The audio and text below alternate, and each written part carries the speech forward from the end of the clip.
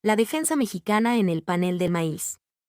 Luego de que el panel para determinar la queja de Estados Unidos sobre el decreto del 13 de febrero del 2023 del gobierno mexicano para detener la importación de maíz transgénico se estableció el pasado mes de octubre, yo le comentaba en este espacio que los 3 árbitros escogidos para el caso, el abogado mexicano Hugo Perecano, la experta en arbitraje internacional de Estados Unidos Jan Kalicki y el suizo Christian Haberle, habrían de analizar 2 grandes temas: las razones por las que México no proporcionó la evidencia científica que sustenta al decreto, de acuerdo al artículo 6 del capítulo 9 del TMEC sobre medidas sanitarias y fitosanitarias, y si acaso la restricción para importar maíz transgénico representa alguna discriminación, de acuerdo al artículo 11 del capítulo 2 del tratado. Antes de que la Oficina del Representante Comercial de Estados Unidos, USTR, solicitara la creación del panel en agosto del año pasado, las autoridades estadounidenses solicitaron a lo largo de varios meses al gobierno mexicano la evidencia científica que justificara la restricción a la importación de maíz transgénico, sin obtener la información requerida. Incluso, la secretaria de Economía, Raquel Buenrostro, declaró en febrero del año pasado, luego de una reunión virtual con la embajadora Catherine Tai, titular del USTR, que el decreto no causaba ningún daño comercial a Estados Unidos y que la postura de México no habría de cambiar. México importa 2/3 partes del maíz que consume y desde hace más de una década, Estados Unidos es nuestro principal proveedor. Por su parte, el maíz es el principal producto agrícola de exportación de los Estados Unidos y desde hace 3 años, México es el principal comprador de maíz estadounidense, luego de las medidas tomadas por el gobierno de Biden para reducir el comercio con China. En buena parte por el aumento del precio del maíz y de muchos otros productos agrícolas a partir de la pandemia del COVID, las compras mexicanas de maíz a Estados Unidos en los últimos 2 años han sido récords históricos en el comercio bilateral entre ambos países. La semana pasada, el secretariado del TMEC publicó el documento presentado por México ante el panel del maíz.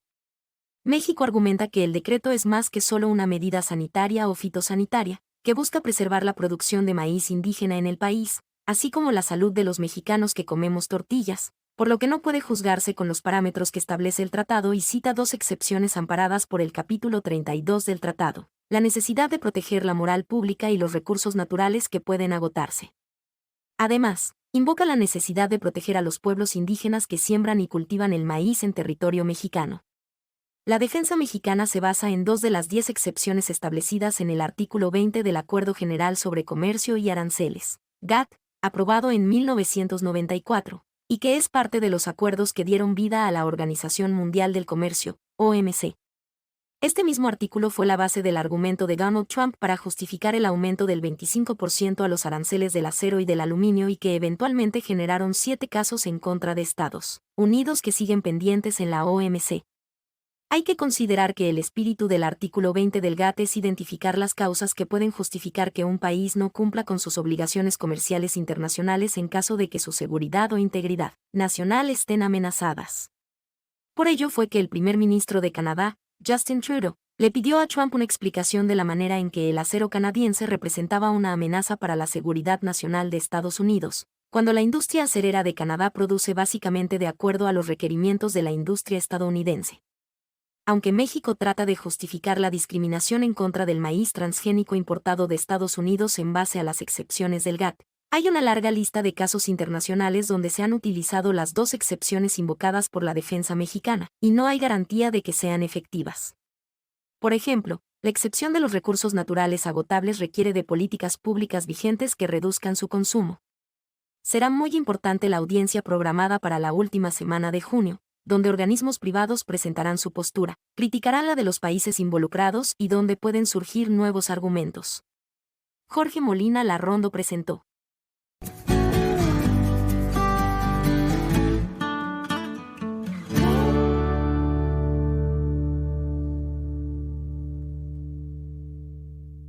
Recuerda que puedes escuchar esta y otras columnas de opinión en comentariodeldia.com, en las plataformas de Spotify, Apple Podcasts, Google o Amazon, y por supuesto no se te olvide seguir a @comentariodd en Twitter, Instagram y Telegram, y a @comentariodeldia en Facebook y YouTube.